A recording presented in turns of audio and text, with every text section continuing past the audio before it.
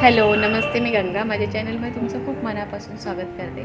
आज मी बनवणार आहे लसूण चटणी. किती छान चटणी तयार झालेली आहे बघा. तर आता आपण कशी बनवली आहे ती बघूया. अगोदर चटणी बनवण्यासाठी आपल्याला लसूण, शेंगदाणे भाजलेले, त्याच्यानंतर सुकं खोबरं, पांढरे तीळ, लाल मिरची पावडर आणि चवीनुसार मीठ, हे एवढं साहित्य आपल्याला लागणार आहे.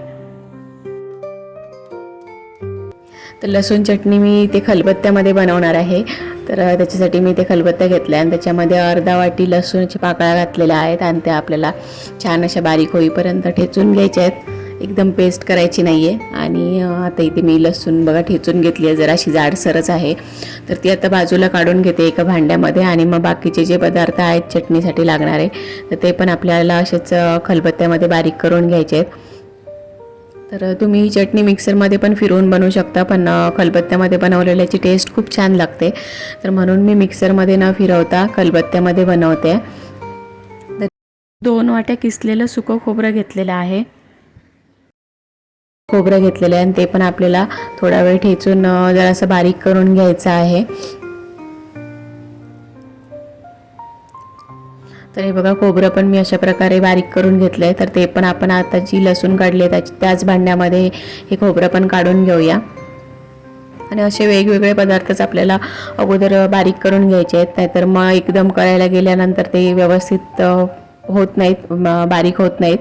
तर त्याच्यामुळे मी असे वेगवेगळे पदार्थ बारीक करून घेते. तर इथे मी पाववाटी भाजलेले शेंगदाणे आणि पाववाटी भाजलेले पांढरे तीळ घातले आहेत आणि ते पण आता आपल्याला बारीक करून घ्यायचे आहेत. एकत्र सगळे मिक्स केल्यानंतर कधी कधी मोठे तुकडे वगैरे तसेच राहतात किंवा एकदम मग बारीक होण्याची शक्यता पण असते. तर म्हणून मी अशा प्रकारे वेगवेगळं बारीक करून घेते. तरी ते शेंगदाणे आणि तीळ पण आपण बारीक करून घेतलेले आहेत. आता आपण ह्याच्यामध्ये जे खोबरं आणि लसूण घातलेली बारीक करून ठेवलेली होती ती मिक्स करून घेऊया आता. आणि आता आपल्याला हे सगळे पदार्थ मिक्स करून परत एकदा ठेचून घ्यायचे आहेत, म्हणजे खोबऱ्याचा आणि शेंगदाण्यांचं तेल सुटेल व्यवस्थित आणि लसूण पण छान मिक्स होईल. तर मी चमच्याने अगोदर हे सगळे पदार्थ मिक्स करून घेते आणि त्याच्यानंतर 1-2 मिनटासाठी हे ठेचून घेणार आहे. त्याच्यानंतर आपण ह्याच्यामध्ये मिरची पावडर आणि चवीनुसार मीठ घालायचं आहे. तर अगोदर आपण हे एकदा ठेचून घेऊया.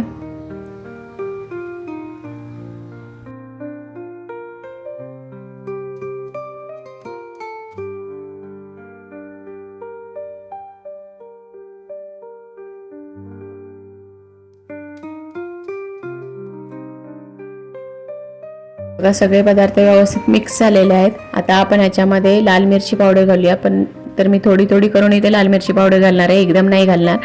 म्हणजे आपल्याला जेवढी हवी त्याप्रमाणे आपण कमी जास्त करू शकतो, जेवढं तिखट आपल्याला आवडतं त्याच्याप्रमाणे.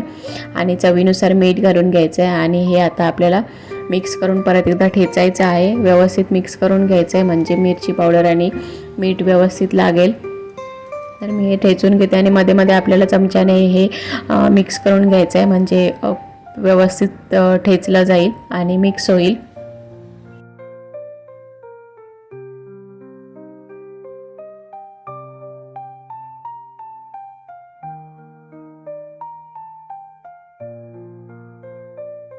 ती चटणी आपली तयार झालेली आहे. तर मला इथे मिरची पावडर थोडी कमी वाटते, म्हणून मी अजून थोडीशी मिरची पावडर घालून ठेचणार आहे आता. आणि हे बघा, आता किती छान कलर आलेला आहे चटणीला आपल्या. अजून मी मिरची पावडर घालून ठेचून घेतलेली आहे आणि छान अशी चटणी आपली तयार झाली. आजचा हा व्हिडिओ तुम्हाला कसा वाटला ते मला नक्की कमेंट करून सांगा.